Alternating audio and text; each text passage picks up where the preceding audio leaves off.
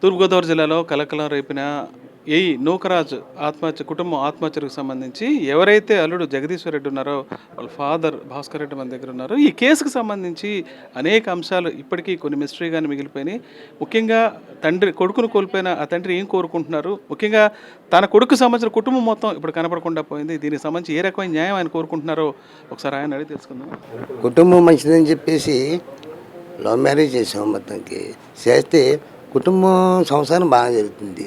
ఈ మయంగా సాదిక్ ఖాను ఎంటర్ అయ్యి మొత్తం మీద చాలా విధంగా బాధ పెట్టినట్టు ఎవరు చెప్పలేదు. మా అబ్బాయి కూడా చెప్పలేదు, మా కోడలు చెప్పలేదు, ఎవరు చెప్పలేదు. కానీ మా కోడలు సాదిక్ ఖాన్ చేసిన పని ఎంత ఘోరమైన తెలియదు. అతన్ని చాలా చెయ్యాలి. కానీ మేము చాలా బాధల్లో ఉన్నాం. మొత్తం మీద మా కోడలు చేసిన దానికి సాదిక్ ఖాన్ చేసిన పని చాలా ఘోరం. కానీ మేము ఏజీ హాస్పిటల్ 23 రోజులు ఉన్నాము. 23 రోజులు ఉన్నా కూడా తర్వాత ఫిజియోథెరపీ తీసుకెళ్తే నేను కూడా రూమ్లో పడుకుంటానంటే మీరు వద్దని మామయ్య గారు అత్తయ్య గారు మీరు వెళ్ళిపోండి మొత్తానికి అని చెప్పేసి 10 గంటల దాకా మేము ఉన్నాం. తర్వాత 2 గంటలకు ఫోన్ చేసి మీ అబ్బాయి గట్ట ఏం మాట్లాడతలేదు అని చెప్పేసి అంటే దానికి ఏంటి నేను చెప్పలేకపోతున్నాను కదా. ఇలాగ సాదిక్ ఖాన్ వచ్చాడా ఏం పెట్టా తెలియదు కదా. సాదిక్ ఖాన్ వచ్చి ఉంటాడు. మొత్తానికి వాడి చెల్లెళ్ళు కూడా చాలా తప్పు అని చెప్పేసి సాదిక్ ఖాన్ చాలా మంచివాడని చెప్పేసి అంటుంటే వాళ్ళు మనుషులా ఏంటి నాకు అర్థమవుతలేదు. మొత్తానికి వాళ్ళ ఇంటికి వచ్చి మా కోళ్ళు వచ్చి నన్ను పెళ్లి చేసుకోవాలని చెప్పి అడుగుద్దా, దేవతైనా అడుగుద్దా. అది కాబట్టి సాదిక్ ఖాన్ 2 పెళ్ళిళ్ళు అయినాయి. అబ్బాయి ఆరోగ్యంగా ఉంటాడు కదా, సడన్గా ఒక్కసారిగా అనారోగ్యం పాలు ఎందుకు అయ్యాడు అనుకుంటున్నారు? దాని సమస్య మాకు చెప్పలేదు. స్లో పాయిజన్ ఇచ్చాడని చెప్పేసి మాకు చెప్పలేదు. అది స్లో పాయిజనే. మేము ఏదో వైరస్ అని చెప్పి మేము తిరిగాం. కానీ స్లో పాయిజన్ చచ్చిపోయి కూడా ఏది ఇచ్చిందో మాకు తెలియదు. సడన్గా 10 గంటలకి దాకా మేము ఉన్నాం. 2 గంటలకు ఫోన్ అంటే మాకు నమ్మబుద్ధి కావట్లేదు. మొత్తానికి 23 రోజులు ట్రీట్మెంట్ ఇచ్చారు. 5 రోజులు కాకినాడ, 23 రోజులు ఏజీ హాస్పిటల్. డిశ్చార్జ్ అయింది. డిశ్చార్జ్ అయిపోయిన తర్వాత ఫిజియోథెరపీ తీసుకెళ్ళాం. 10 గంటలకు మాట్లాడుతున్నాడు. సూప్ కూడా తాగాడు. మరి 2 గంటల కంటే సాదిక్ ఖాన్ వచ్చి మొత్తం ఇద్దరు కలిపి చంపేయారా అని చెప్పేసి మాకు అభిప్రాయం. అది ఈ మొత్తం ఘటనలో సాదిక్ ఖాన్ కుటుంబం, సాదిక్ ఖాన్తో పాటు మీ కోడలు కూడా ఉన్నారు అనుకుంటారు అని అనుకుంటున్నాను. లేకపోతే ఇంతవరకు రాదు కదా అసలు మాకు. అది కుటుంబంలో ఇంత పెద్ద వ్యవహారం జరుగుతుంది, ఒక వ్యక్తి వేధిస్తున్నాడు కుటుంబం. మా కోడలు కానీ సౌజన్య కానీ మా అబ్బాయి కానీ ఎప్పుడు ఏం చెప్పలేదు.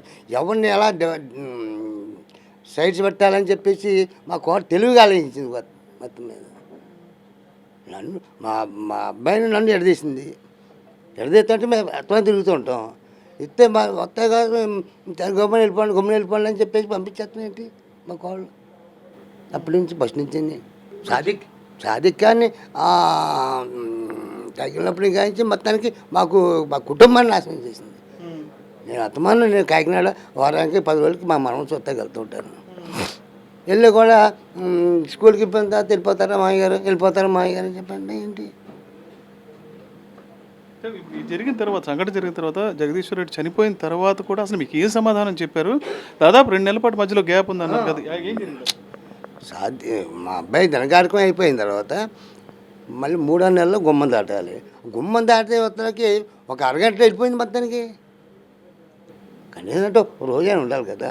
ఒక అరగంటలో వెళ్ళిపోతాను మామయ్య గారు అత్తయ్య గారు వెళ్ళిపోతానని చెప్పి గుమ్మం దాటి వెళ్ళిపోతాను. ఏంటి ఆ తర్వాత కూడా తేడా ఉంది, ప్రవర్తనలో అయితే తేడా ఉంది, చాలా తేడాగా ఉంది. గుమ్మం దాటి వెళ్ళిపోయిన తర్వాత అరగంటలో వెళ్ళిపోతాం ఏంటి.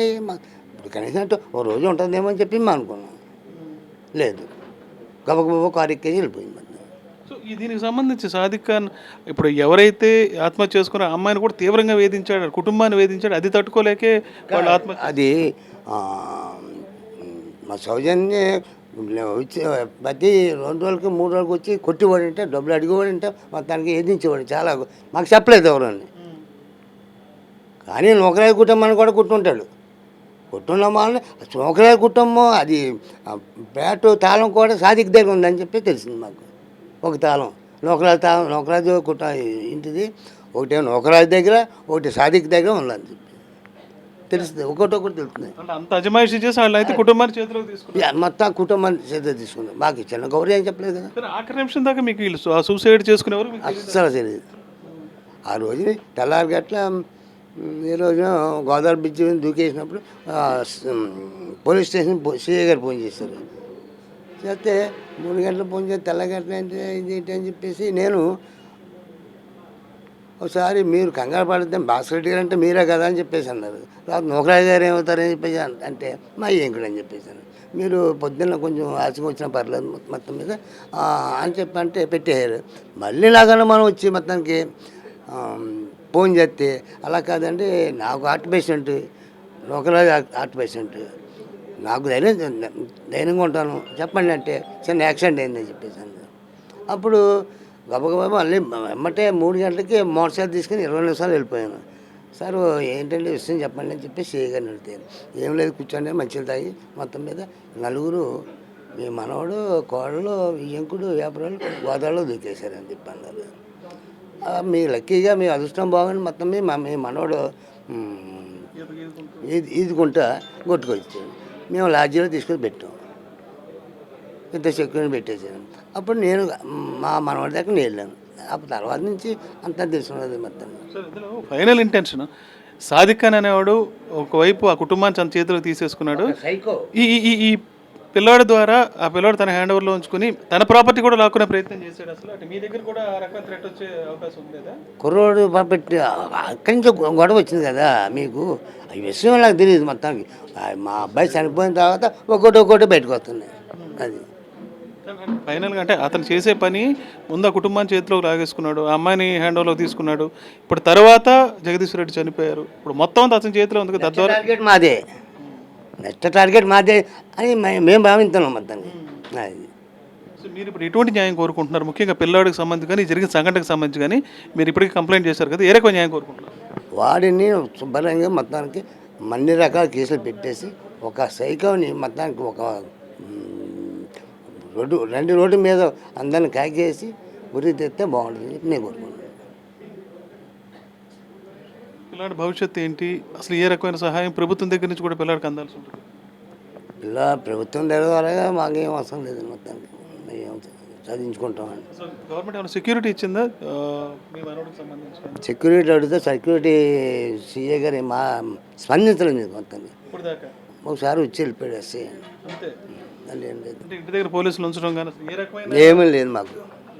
ఇప్పుడు సాదిక్ ఖాన్ పోలీసులకు దొరికాడు, మీరేం కోరుకుంటున్నారు? ఉరి తీయాలని చెప్పేసి అన్నా కదా, మొత్తం వాడి దగ్గర ఉన్న మా పాత్ర అంతా లాక్కుని మొత్తానికి వాడిని ఉరి తీయాలని అనుకుంటున్నాను. అది దానికి భాస్కర్ రెడ్డి ఆవేదన అయితే చాలా దారుణంగా ఉంది. ఎందుకంటే తన బిడ్డను కోల్పోవడంతో పాటు అతనికి సంబంధించిన కుటుంబం కూడా సర్వనాశనం అయిపోయింది. ఇప్పుడు ఆ చిన్న పిల్లాన్ని కాపాడుకుంటూ ఈ జరిగిన సంఘటనకు సంబంధించి ఎవరైతే కారణం ఉన్నాడో ఆ సాదిక్ ఖాన్ని ఖచ్చితంగా ఉరి తీయాలని ఆయన స్పష్టంగా చెప్తున్నారు. ఖచ్చితంగా ఆయనతో పాటు అనేక మంది కోరుకుంటుంది కూడా ఇదే అనే విషయాన్ని కూడా ఆయన స్పష్టం చేస్తున్నారు. రావులపాలెం నుంచి విజయస్మృతిక హరీష్ ఫర్ సాక్షి న్యూస్.